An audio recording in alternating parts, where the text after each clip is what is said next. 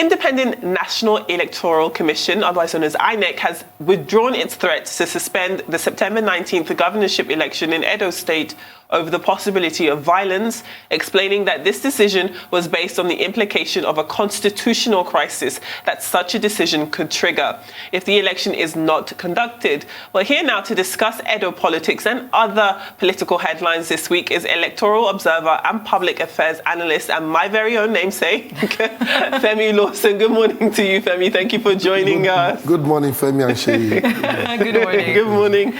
Well, with INEC, it did seem as though a few weeks ago when they did threaten to postpone these elections, it did feel as though it was a bit of an empty threat because we know the Constitution wasn't on their side in this place. They've now walked back on that threat and said that they won't do it because of fears of a constitutional crisis happening because of it. Why do you think they said it in the first place? Well, I do not want to consider the threats by INEC as empty, especially for people who have been to Edo State. I've been to Edo State on a number of occasions recently, and the situation on the ground actually demands that INEC make such statement, as threatening to suspend the election. But like we know, conducting that election is a constitutional issue. It is not about the wish of INEC or the wish of people who are participating in the process alone. It is what the Constitution says, and there's a time limit, and this has to be followed, and that is why INEC has, gone back to restate its readiness, to conduct this election. But going back to the issue that I raised about what is happening in Edo State, the conduct of politicians in Edo State have not been encouraging. And we must understand that INEC has not only a role, to supervise the election, it also has the duty to protect the lives and properties of members of the commission that are going to be participating in the election. We have witnessed in this country where, youth corps members were killed by politicians during the election in this country. We've seen a lot of times where, election, officials were drowned, on the waters during, election violence in this same country.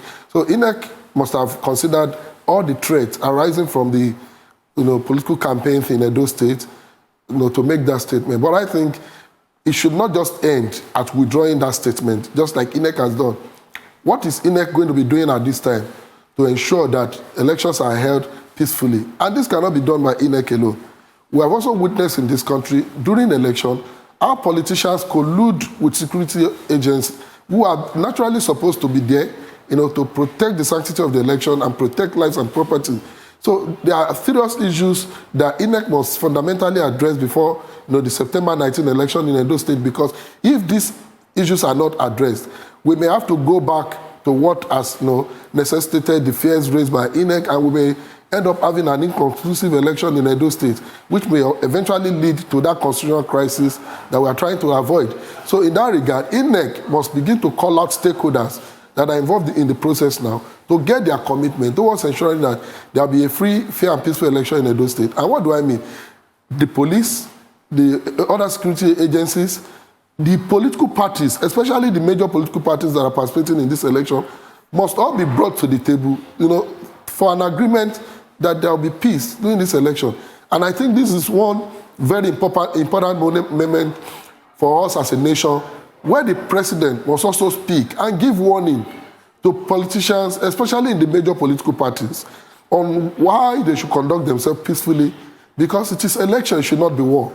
I mean, it's interesting that you would say that, Mr. Femi, because the U.S. also expressed worry over the deteriorating political climate and interference by security forces in political matters in Edo State. And this comes in the same breath as armed thugs, stormed the venue of the PDP campaign in the Akpana community in Etsako West local government area. Now, thankfully, no life was lost as security operatives were able to disperse the thugs.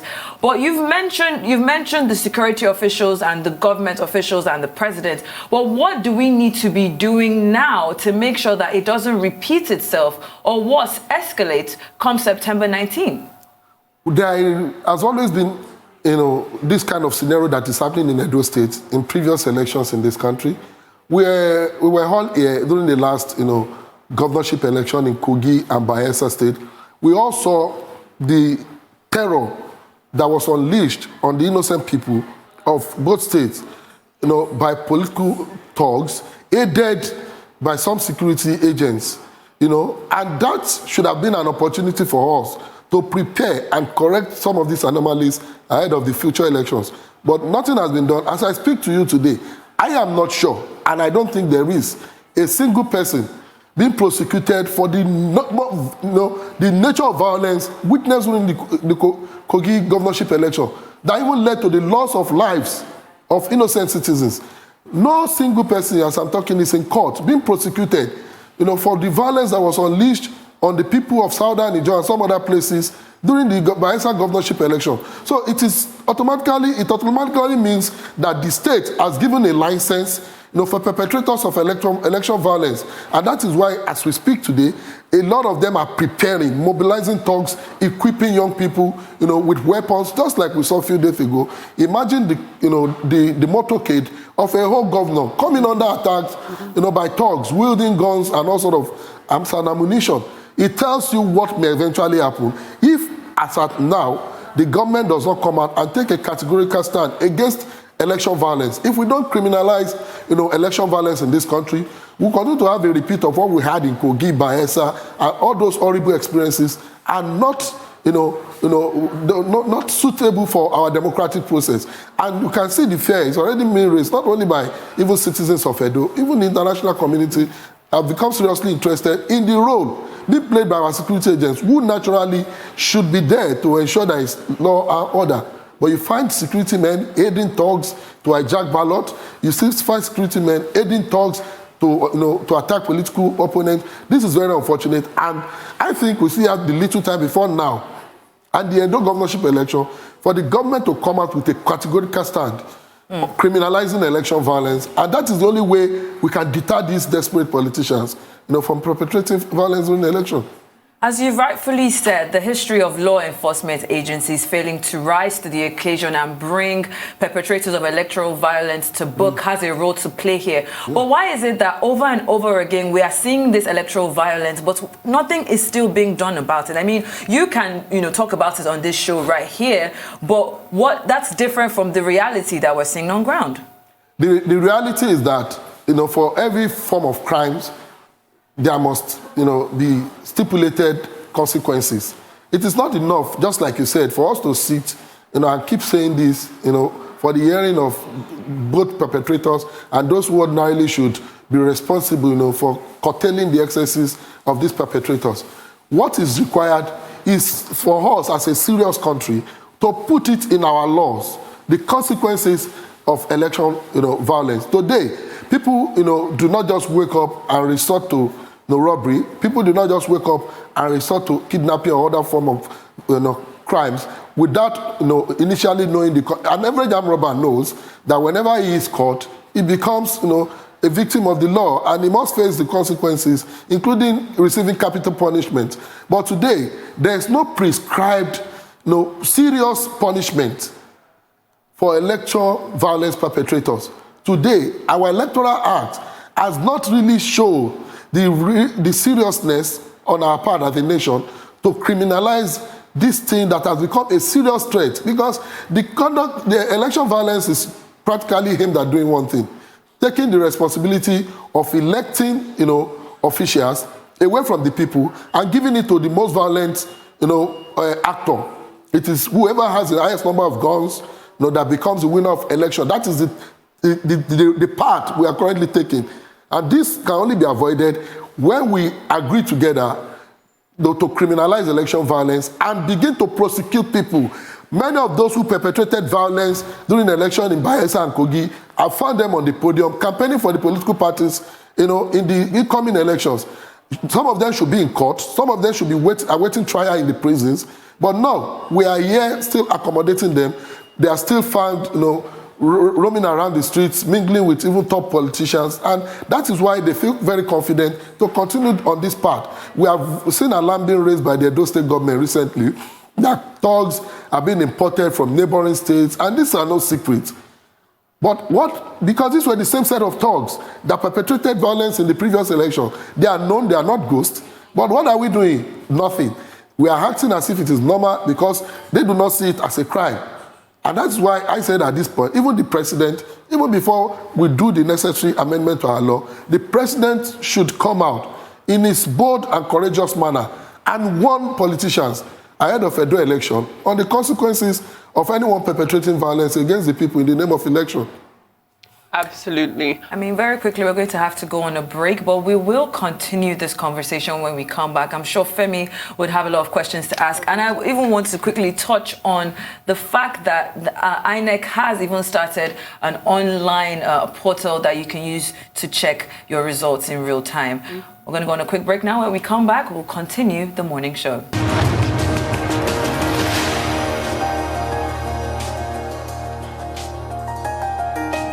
Welcome back to the morning show here on Arise News. We're still joined by Femi Lawson, who is an electoral observer, which is fitting since we're talking about Edo elections. Femi, we are just over a month away from the vote happening over there in Edo, and we just talked about Nigeria's tainted history when it comes to electoral violence. As I said, well, rather as you said, there's going to be a lot of need for the president himself and indeed other authorities to come out and staunchly warn against electoral violence. But as I said, just over 4 weeks away from the vote, is there enough time to put into law these types of rules, these regulations to protect the people as they go ahead to vote?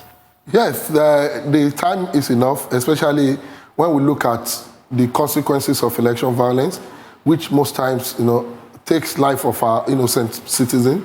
So I think it only demands seriousness on the part of our lawmakers and policymakers as a whole to come together and actually see the need for us to address this issue of election violence. What is brewing in Edo? I've been on the ground in Edo State. What is brewing in Edo may be worse than what we witnessed in Kogi and Bayelsa. These are facts. Because we have seen politicians openly, talking to thugs, or not even in the secret. It's all over the social media, mobilizing thugs, encouraging them not only to vote, but to ensure that they move from polling unit to polling unit, even against, the Electoral Act, on election day. These are the, characters that are beginning to emerge, ahead of the election. When politicians say, no, on your election, you must deliver your polling unit and move to another polling unit and move from ward to ward, it's an attempt to instigate crisis. And the signals are clear enough that if we don't want not just a repeat of what we witnessed in Kogi and Bayelsa State during the last governorship elections, if we don't want to experience something that is worse, which is very likely going to happen in Edo, the president must courageously, in his way, come out and warn politicians. Even if we cannot do the needed amendment to our electoral act before September 19th. But there must be clear directives, there must be declared statement from the government warning perpetrators of violence, and the security agents must be brought to make commitments that they will not be biased. Most of the times, these perpetrators of violence during election succeed because of the complicity of the, and I want to say this without sense of authority, the police have not been doing very well, or well at all, in their conduct during elections. Look at what happened in Kogi State. Our thugs were aided by men in uniform, to hijack ballots, to attack citizens. We saw a police helicopter was being used to shoot at crowd of voters during the election. These are roles that should not be seen, that the security agencies should not be seen playing. So that's why, beyond the president coming out to declare any form of violence as criminal during this election, the head of the various security agencies must also be made to come and make their commitment in ensuring that they'll be unbiased, they will ensure that perpetrators of violence are seriously dealt with, and the lives and properties of citizens are protected during the election. And that's the only way you can even give the assurance. I was in Edo, I just came back recently, and you can ordinarily find citizens already saying, I am not going to participate, I don't want to lose my life.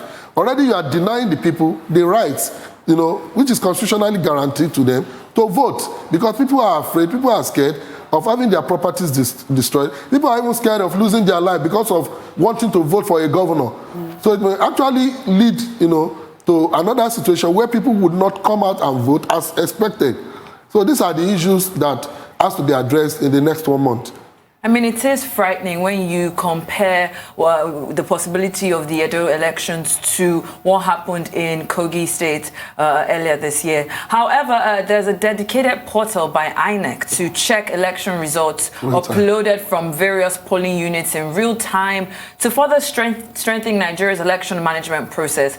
Now, this portal was first used in the recently concluded Nasarawa Central constituency election and is expected to also be deployed in Edo.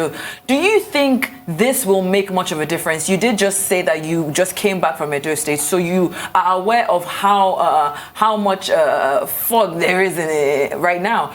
Would this make a difference? It's going to assist a lot, even if it will not totally, determine the capacity of INEC to give the result of the elections in a whole in real time as expected.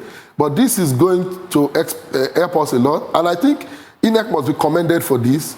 This has been part of the agitation of Nigerians that we should begin to move towards the electronic means in our elections, because we have experienced in the past how even ordinary results from polling units, people have to wait at the ward collation centers, sometimes for a whole day, some coming the next day because of the various terrains that these elections are conducted.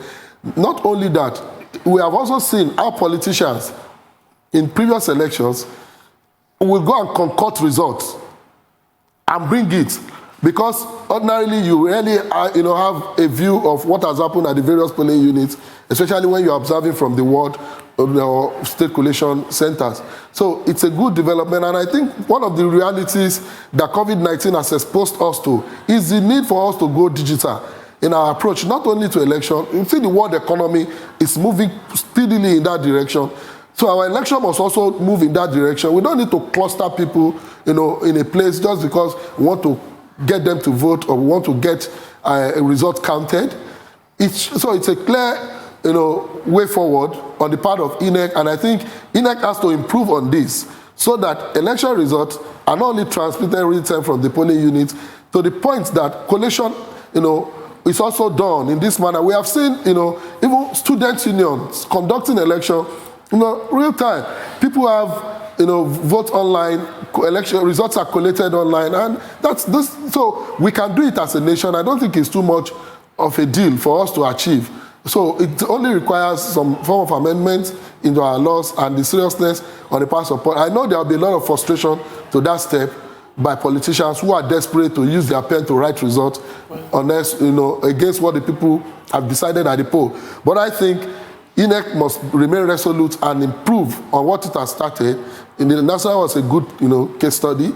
I hope there will be an improvement in Edo, not only for transmitting, results, but to the point that we can begin to collate our election results without having to gather people, and people can, wherever they are, watch, the process of how results are coming in and how results are collating. So I think it's a clear-cut way forward, and INEC should be commended for this.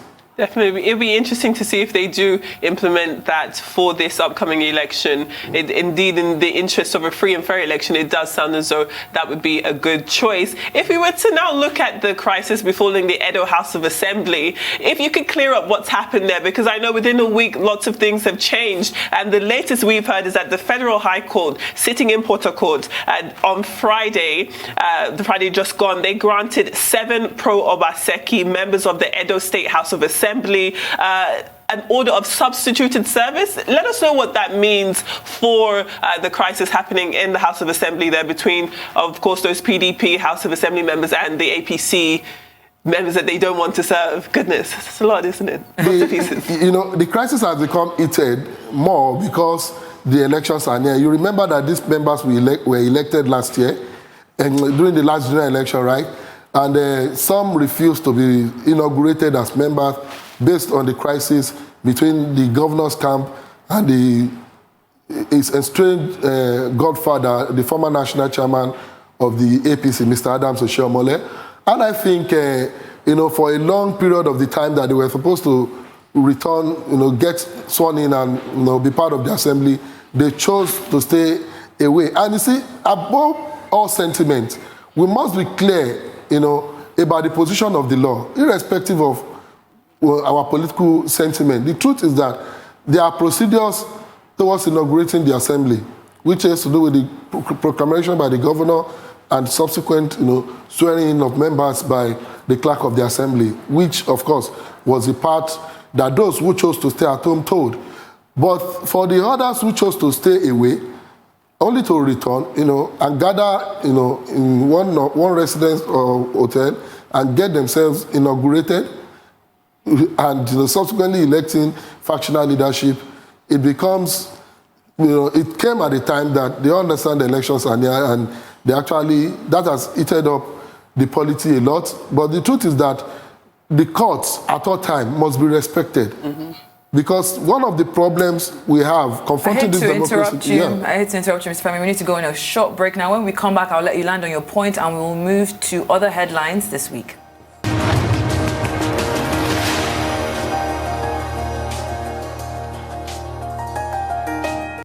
Welcome back to the morning show here on Arise News. We're still joined in the studio by Mr. Femi Lawson, discussing all things Edo elections and the headlines for this week. You were about to land on a point before we went on the break, before I ask you my next question. Yeah, it's all about the polity in Edo being heated up, just like I said, because the elections are near. But overall, I think the actors in the Edo Assembly crisis must understand that the court has to be obeyed at all time, because these were the same set of people that approached the court.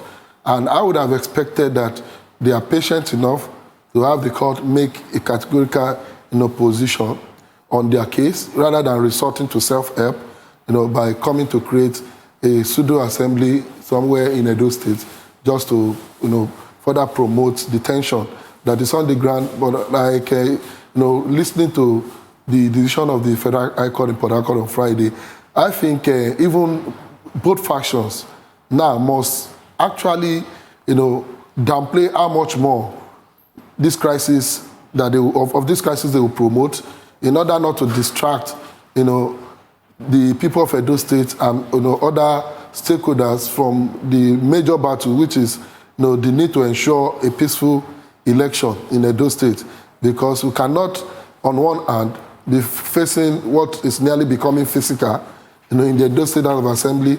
We saw how the government, ensured in its own way that even the Assembly, as constituted by, the governor himself, can no longer sit because the House of Assembly complex has been put under renovation.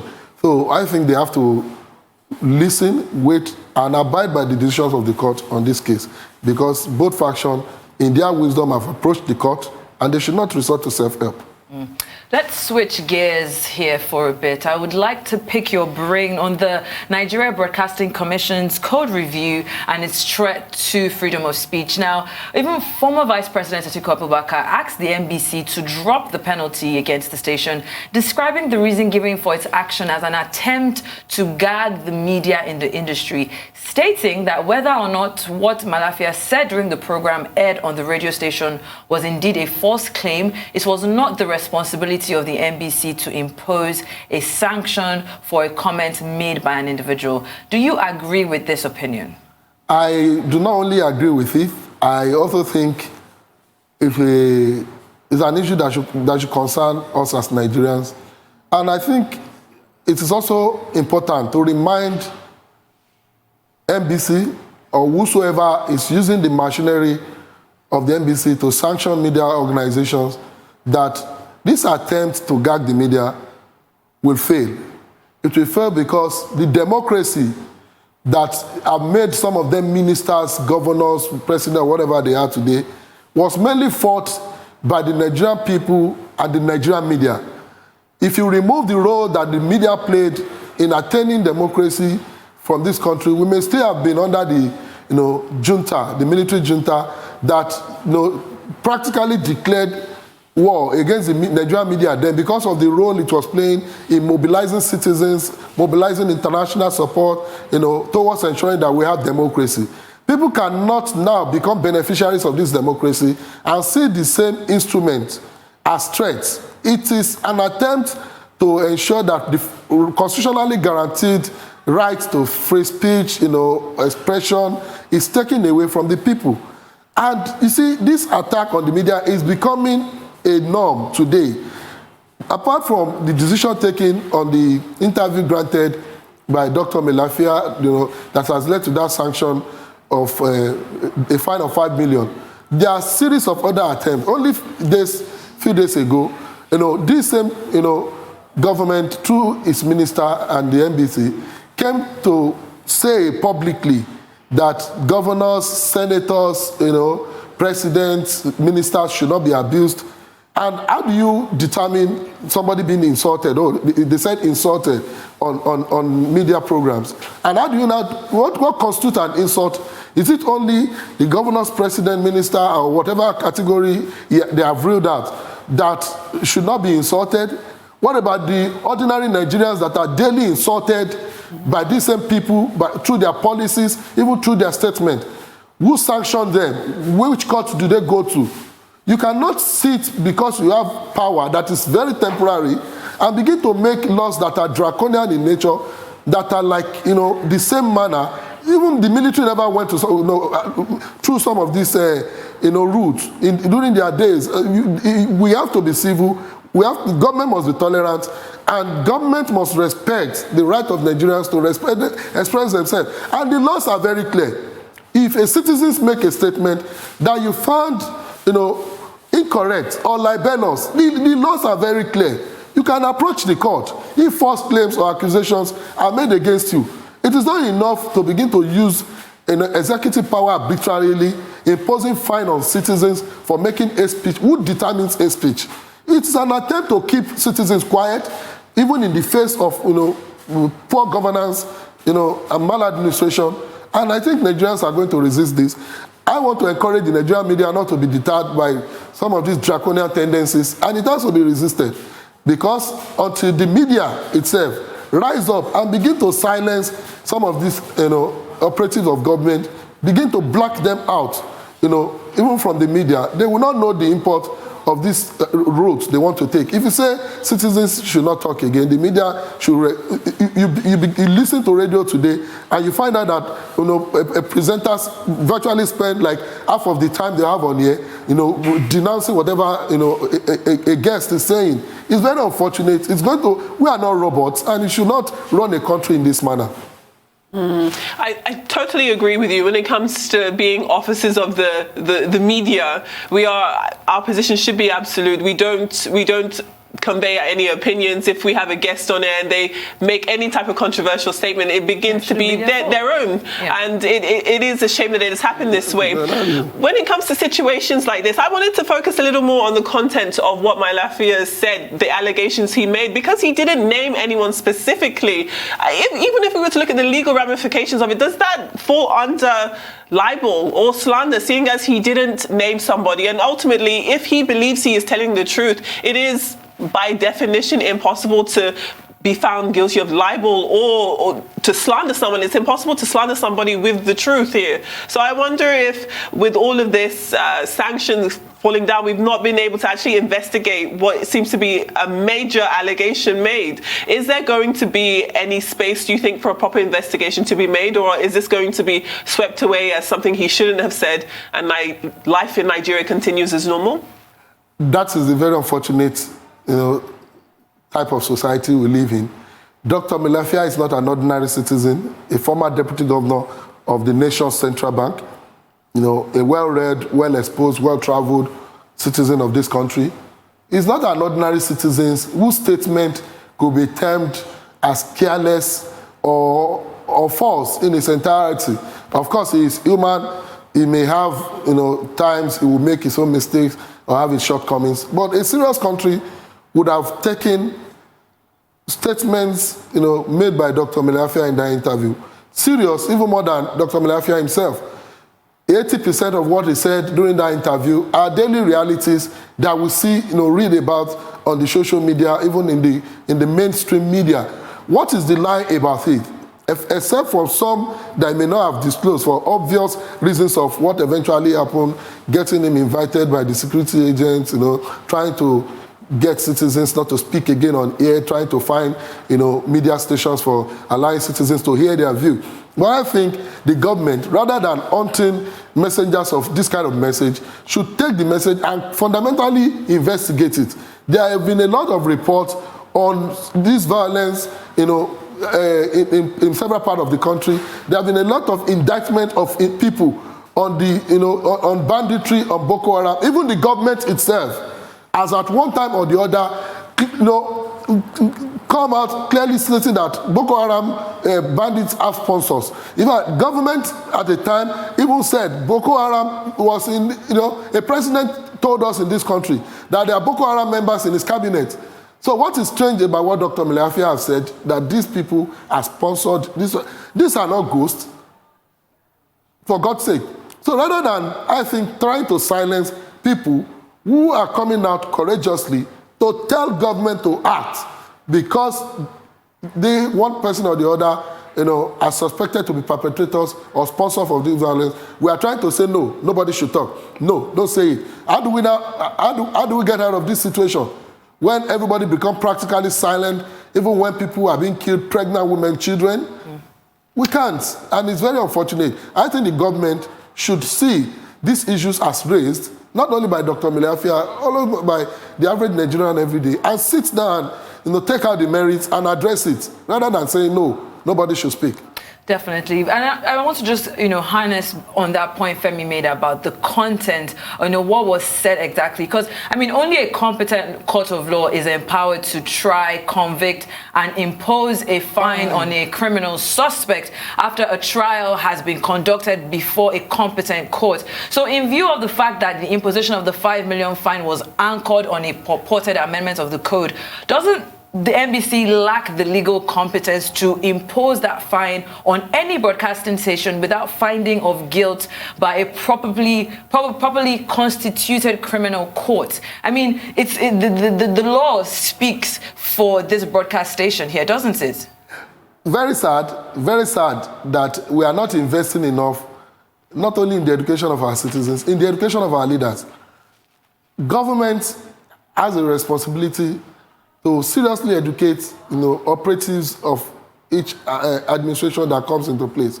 You see, the manner in which this present administration, but particularly the NBC, is going about this is such that merely present us as people who are yet to overcome the military mentality. Because it is only during the military that a leader can just wake up, maybe after a cup of coffee and bread, and make declarations, not minding how the citizens feel about this.